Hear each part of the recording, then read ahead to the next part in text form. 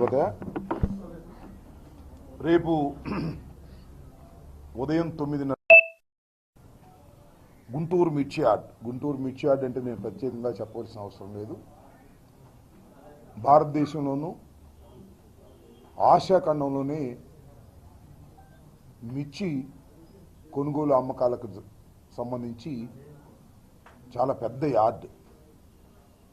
ఈ యార్డులో మిర్చి రైతులను వారి గోడును వినడానికి జగన్మోహన్ రెడ్డి గారు రేపు ఉదయం 9:30 గంటలకు మిర్చి యార్డులో ఉన్నటువంటి రైతులు ఎవరైతే తమ మిర్చిని యార్డులో అమ్ముకోవాలని తమ సరుకును తీసుకొచ్చినటువంటి రైతులతో ఇంటరాక్ట్ అయ్యి డైరెక్ట్గా వారికి జరుగుతున్నటువంటి కష్టాన్ని నష్టాన్ని తెలుసుకుని ప్రభుత్వం మీద ఒత్తిడి తీసుకురావాలనే ఉద్దేశంతో రేపు జగన్మోహన్ రెడ్డి గారు రావటం జరుగుతూ ఉన్నది.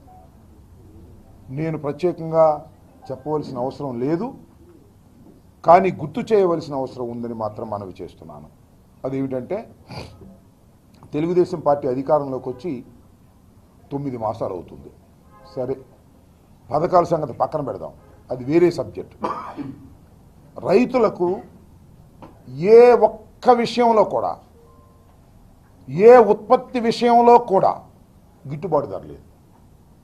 ఇవాళ ఒక్కొక్కటి మనం పరిశీలన చేస్తే ధాన్యం దౌర్భాగ్యమైన పరిస్థితుల్లో రైతు అమ్ముకున్నాడు.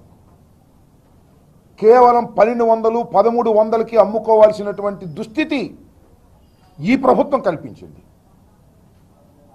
అలో లక్షణ అని బాధపడుతున్న రైతాంగాన్ని ఆదుకోవడానికి ఈ ప్రభుత్వం ఏ మాత్రం కూడా పని చేయలేదు. దాని మీద కూడా మేము ఉద్యమం చేశాం, కలెక్టర్ గారికి వెళ్ళి మెమోరాండం ఇచ్చాం, అయినా సీరియస్ అయిలేదు. ఊటి అలాంటి పెడితే పత్తి గతంలో 9,000 అమ్మిన పత్తి వాళ్ళ 4,000 కొనేవాడు దిక్కులేడు.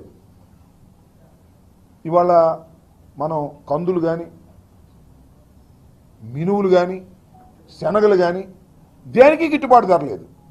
నేను ఈ సందర్భంలో గుర్తు చేస్తున్నా, జగన్మోహన్ రెడ్డి గారు పరిపాలన చేసిన 5 సంవత్సరాల కాలంలో ఇలాంటి ఇబ్బంది సబ్బంది వచ్చినప్పుడు ప్రభుత్వమే డైరెక్ట్గా కొంది. పత్తి కొంది, శనగ కొంది, బియ్యం కొంది, ధాన్యం కొంది.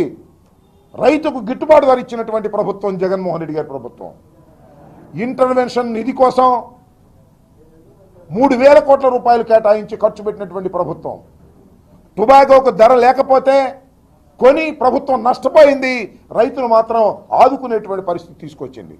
ఆ విధంగా రైతు పక్షపాత ప్రభుత్వంగా పనిచేసినటువంటిది జగన్మోహన్ రెడ్డి గారి ప్రభుత్వం. దురదృష్టం కొన్ని